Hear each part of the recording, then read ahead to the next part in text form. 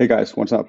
So in the past week, actually three times independently of each other, clients have talked to me about how to validate their pricing after they are finished with the design part of the process, but before they launch. This is a really important topic. I've done several pricing validations for all kinds of customers in all kinds of markets. So actually, I took this opportunity to both shoot this video and walk through the framework of how I do pricing validations with you guys.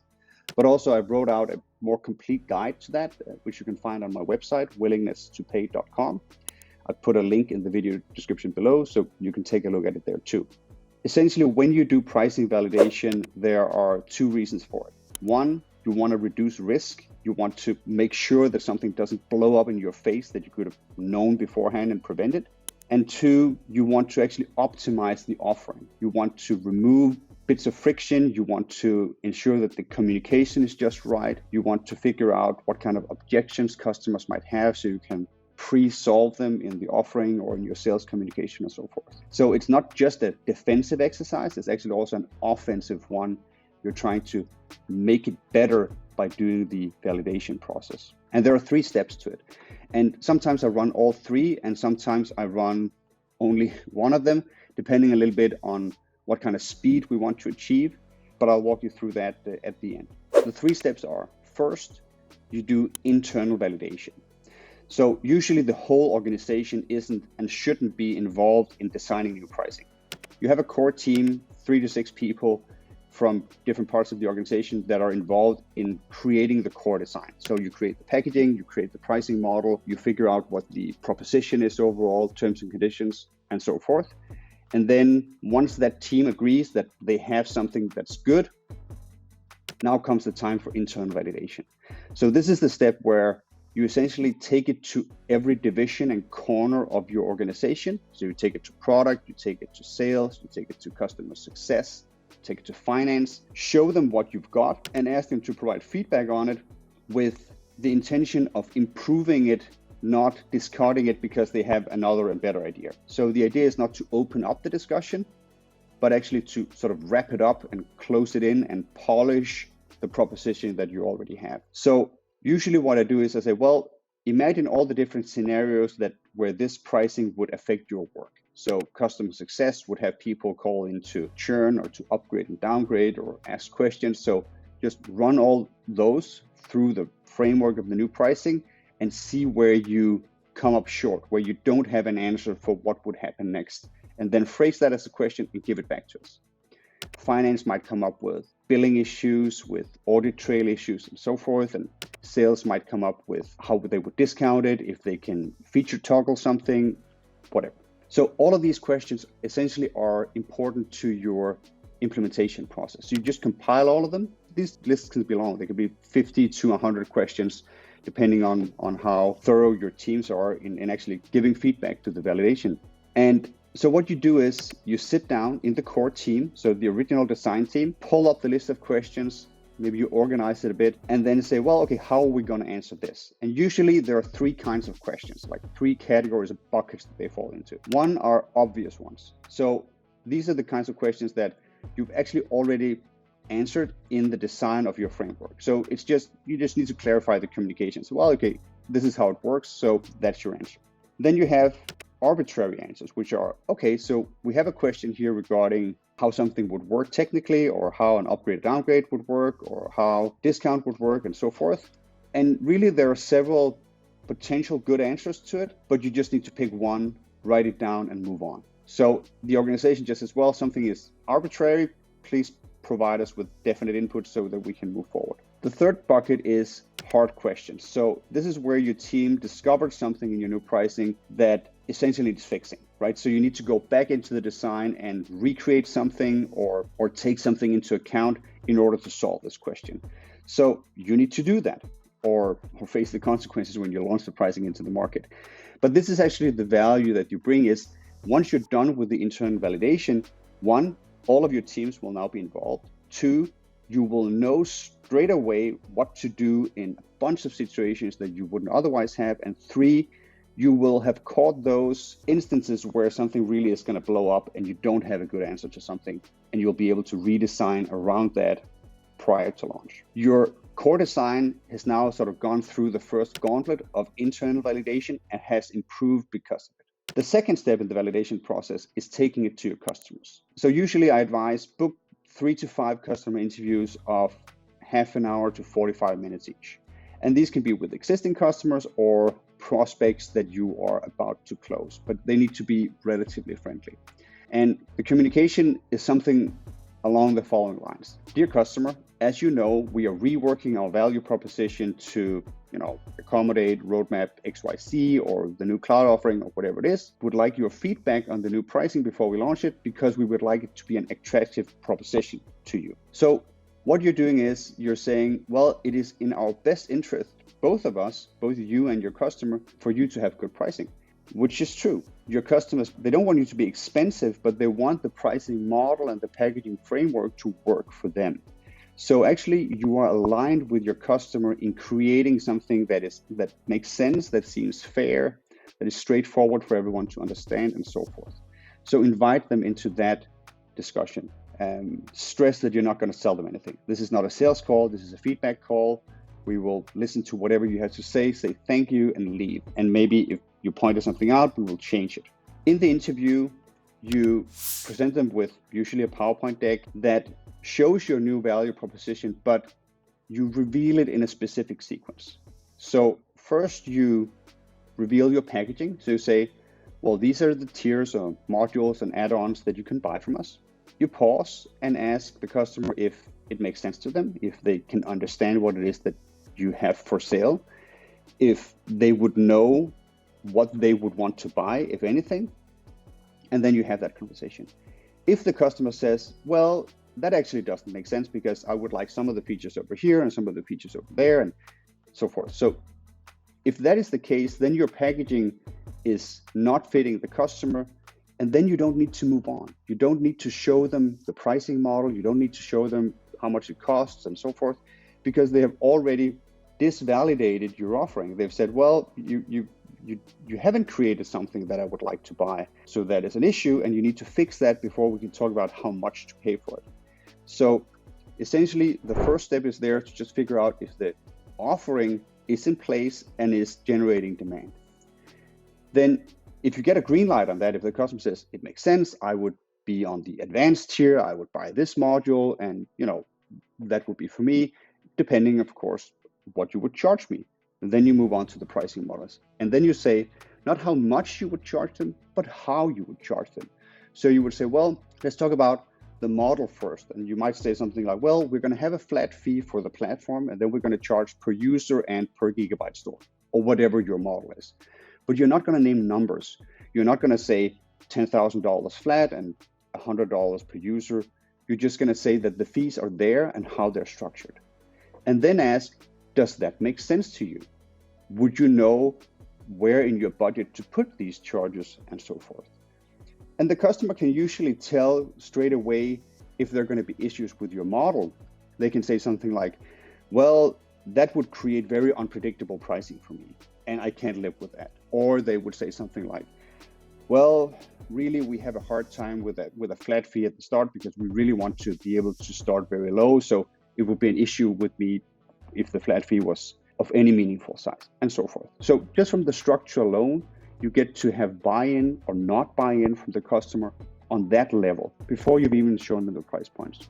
Because again, if they don't like the structure, it doesn't matter what the actual price is, because they're not going to want to buy anyways. So you need the structure to be fair and sense-making, and the customer saying, that makes perfect sense, I can buy as much as I need, or whatever it is that they care about. So if you get a green light there too, then you can move on to the actual pricing, where you say, well, it's going to be 10,000 flat and $100 per user and whatever per gigabyte. And then the customer would either say, that's fine, in which case you might want to raise those prices with the next interview to test if where the limit actually is, or the customer would say, yeah, okay, that seems reasonable or something. And the question, the phrasing you use, and the language is important here, is, does this seem fair to you? Because by asking it this way, what you're actually asking the customers to do is to find reference points for that pricing. Because no pricing is high or low in and of itself. Really what the customer will try to do is try to compare it to something else. They might compare it to what they're paying today. They might compare it to what they would pay with a competitor or another form of solution, or the value that your product would bring to them. But these reference points are what you're looking for in the conversation. Because if the customer is saying, well, I could get it cheaper with this competitor, then you know that the sales conversation that you will have when you launch the pricing really is going to be comparison to competitors, and you need to be very clear on how you differentiate yourself. If they say something like their existing solution and their existing budgets, then you know that this is where the battle is going to be and how you want to stack up against existing budgets, how much they could save, and so forth. So what you're trying to dig out are these reference points on the price points, because that really is the competitor that you're trying to beat in the sales conversation. Okay, so that actually wraps up the customer interview. So you've done the internal validation, you have gotten buy-in from different departments and divisions in your organization, you've run the customer interviews, you have all these sort of green lights where they're saying, okay, I get the product, I get the pricing model, price points, I would reference them this way, and now you're ready to move on to the sales test. So imagine you hadn't done these two initial steps, the internal validation and the customer interviews, and you just run straight to the sales test. This is much higher risk. If you're stressed for time and you really want to launch something fast and you have a high degree of confidence in your design, this is what you do. You just move straight past, no internal validation, no customer interviews, and just straight into sales test. You design, you test in the market. Really, the reason is that regardless of what other validation you do, there comes a times when you have to test it in the market, right?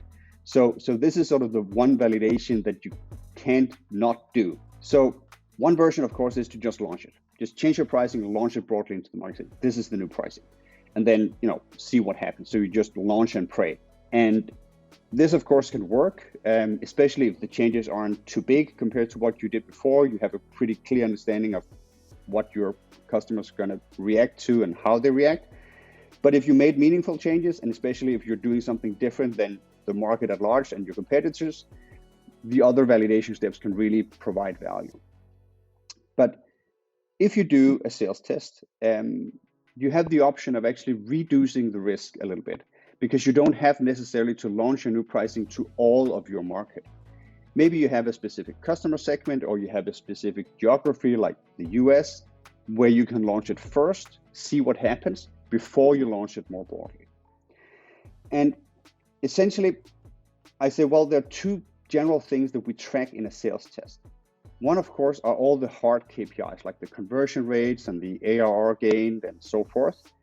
But the other thing actually are what I call the quality of the no. So there are going to be customers that say no to you, and you want to figure out why. So there is a specific quality in the no, except just like a 0 on your gained ARR for that month. There is some sort of reason, and you need to dig into that reason. So essentially, you consider it a little bit like you would the customer interviews. You figure out, is it the packaging? Is it the pricing model? Is it the price point? And you just run these through. You can build a longer checklist, and I actually have one in the guide that you can reference. But the idea is to have sales consider this when they lose a sale. Like, was it because the product wasn't good enough? Was it because the pricing model was awkward or weird for the customer, or didn't meet their expectations somehow? Or was it simply because it was too expensive, or maybe not expensive enough? And you run through these, and then after a while, you get to fix it. And usually after a while is one sales cycle. So if your sales cycle is 2 weeks, like request for demo, close in a 2-week time span, you get to run this pretty quickly. Depending on how much volume you have, you learn fast.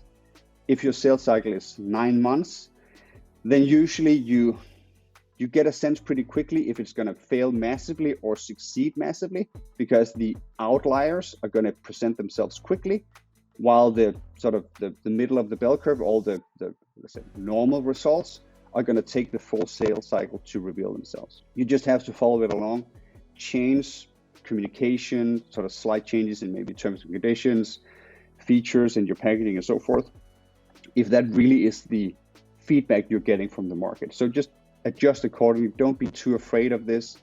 You're not going to have a lot of customers that are sold on this on other pricing plans. So just make the changes to create something that works as well as it can in your market. So this is essentially the framework that I recommend. Usually the internal validation will take 2 weeks, 3 weeks maybe to, book everyone for meetings, to give them time to come back with their questions, for you to compile the FAQ and move on. The customer interviews, another 2 to 3 weeks. So you build the PowerPoint presentation, you book them for meetings, you adjust accordingly, sort of post-meeting, you collect all the feedback and make the necessary adjustments.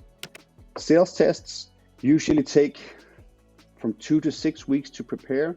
So you need to have a bit of operational preparedness in place. So you need to be able to invoice on the new pricing, you need sales materials, you need, maybe there are some product configurations and development that needs to happen and so forth.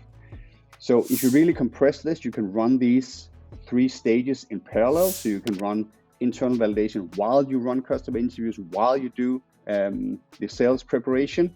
And then, of course, if one of these blows up, everything gets delayed, right? But that is sort of the fastest way where you can do everything, where you say, well, we're going to do all 3 validation steps. We're going to end the design now, start the validation, and then sales test starts in about 3 to 4 weeks. And then you can cram everything and really, but be prepared for something to blow up and for you to postpone your market launch if you suddenly hit a snag and somebody points out something that really needs to change before you launch. But this, in a nutshell, is how I do the validation.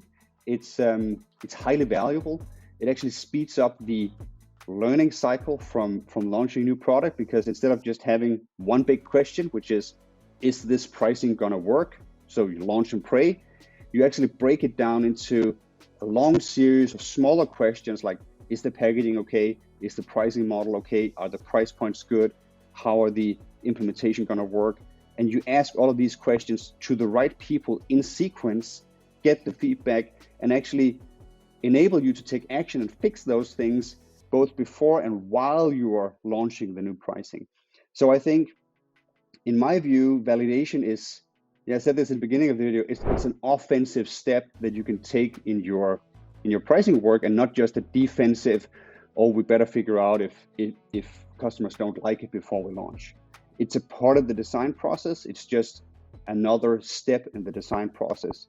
And I highly recommend that you pick one of two of these validation methods or techniques and try to implement them whenever you're trying to launch something commercially.